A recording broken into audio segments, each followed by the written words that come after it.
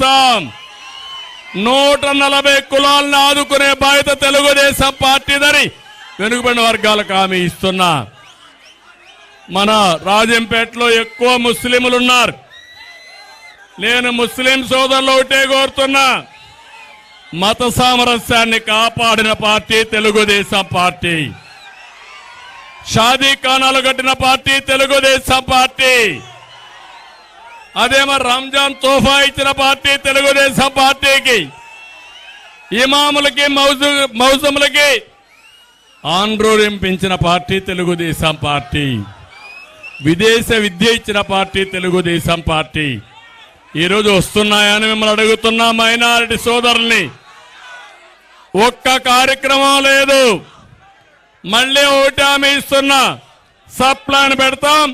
Minority సోదరుల్ని పూర్తిగా ఆదుకునే బాధ్యత తెలుగుదేశం జనసేన తీసుకుంటాం.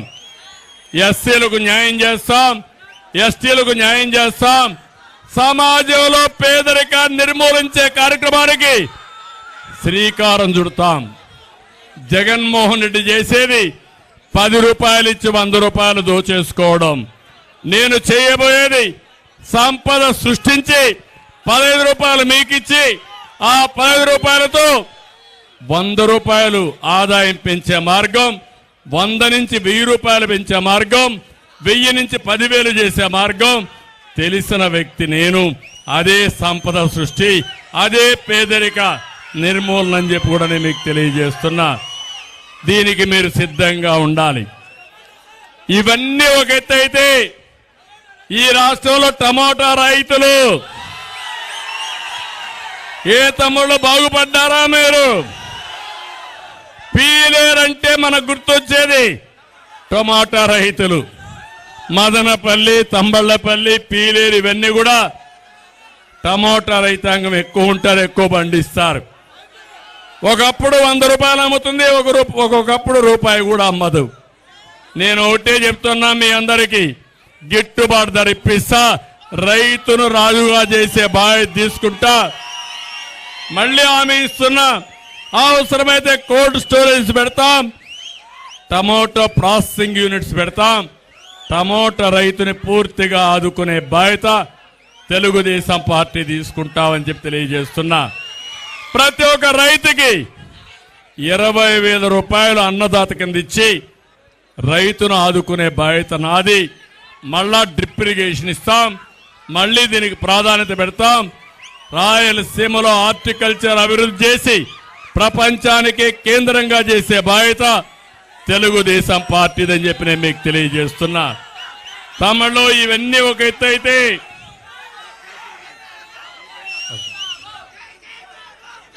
ఈరోజు ఇక్కడికి వచ్చినప్పుడు ఒక విషయం మీరందరూ గుర్తుపెట్టుకోవాలి. తమ్ముళ్ళు 1 మినిట్.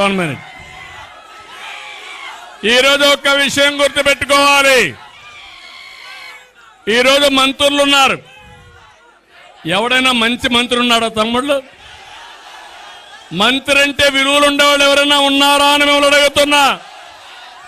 నిన్నే ఈ జిల్లాలో టూరిజం మంత్రి ఉంది. ఆ టూరిజం మంత్రిని చూస్తే వాళ్ళ కార్యకర్తల దగ్గర నామినేటెడ్ పదవిలో డబ్బులు తీసుకున్నారంటే వీళ్ళ మంత్రులా అని అడుగుతున్నా మిమ్మల్ని. తమలో ఇక్కడ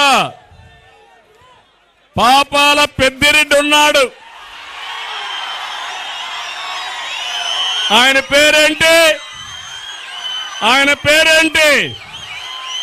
పాపాల పెద్దిరెడ్డి. చెప్పండి, ఆయన పేరేంటి? పాపాల పెద్దిరెడ్డి అవునా కాదా అని మిమ్మల్ని అడుగుతున్నా. అవునంటే చేలు పైకెత్తండి. పాపాల పెద్దిరెడ్డి వచ్చి చూడవయ్యా నీ యొక్క పాపులారిటీ. ఆయన ఏం తింటాడో నాకు తెలియదు. అన్నం తింటా లేదు, ఏమైతే ఇసుకే. పాపాల పెద్దిరెడ్డి వచ్చి చూడవయ్యా నీ యొక్క పాపులారిటీ. ఆయన ఏం తింటాడో నాకు తెలియదు. అన్నం తింటున్నాడా? లేదు, ఉదయం అయితే ఇసుకే అల్పాహారం ఆయనకి, మధ్యాహ్న భోజనం మైన్స్ ఆయనకి, రాత్రి డిన్నర్ ఇరిగేషన్ ప్రాజెక్టులు. ఒకప్పుడు బకాసురులు ఉండేవాళ్ళు, అలాంటి బకాసురుణ్ణి మించిపోయాడు ఈ పాపాల పెద్దిరెడ్డి.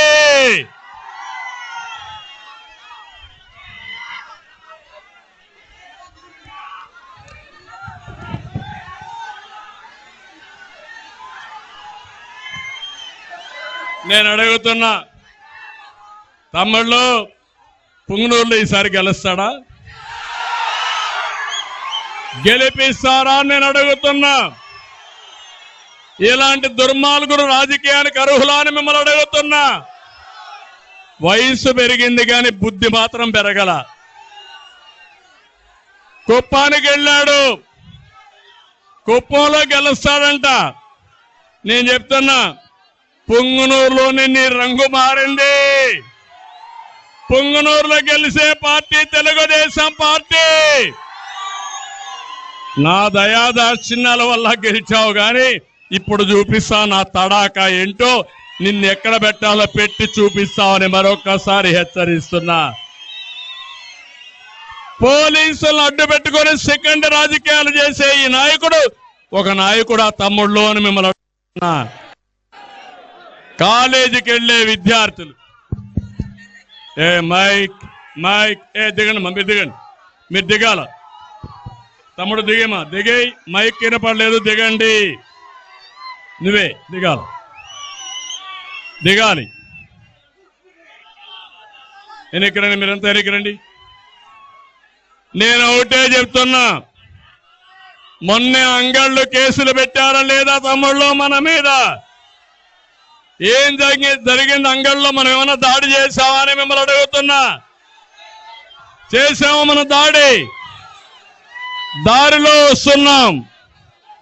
ప్రాజెక్టులో జరిగే అవినీతి, ప్రాజెక్టుల పైన నిర్లక్ష్యం, పెద్దిరెడ్డి దోపిడీ, ఇవన్నీ కూడా ఎక్స్పోజ్ చేశాం. మనం ఇది ఎక్స్పోజ్ చేసి మన మీద దాడి చేసి సుమారు 600 మందిని జైల్లో పెట్టారు. నేను ఒకటే చెప్తున్నా, 600 మంది, ఇందులో విద్యార్థులున్నారు, అదే మరిగా ముసలి వాళ్ళు ఉన్నారు, కొంతమంది గ్రామమే వదిలిపెట్టి ఎక్కడికో వెళ్లిపోయారు, చాలా ఇబ్బందులు పడ్డారు. అందుకే ఈ పీలేరు సభలో చెప్తున్నా, మళ్ళీ తెలుగుదేశం పార్టీ ఏంటో, నేనంటే ఏంటో చేసి చూపిస్తామని హెచ్చరిస్తున్నా.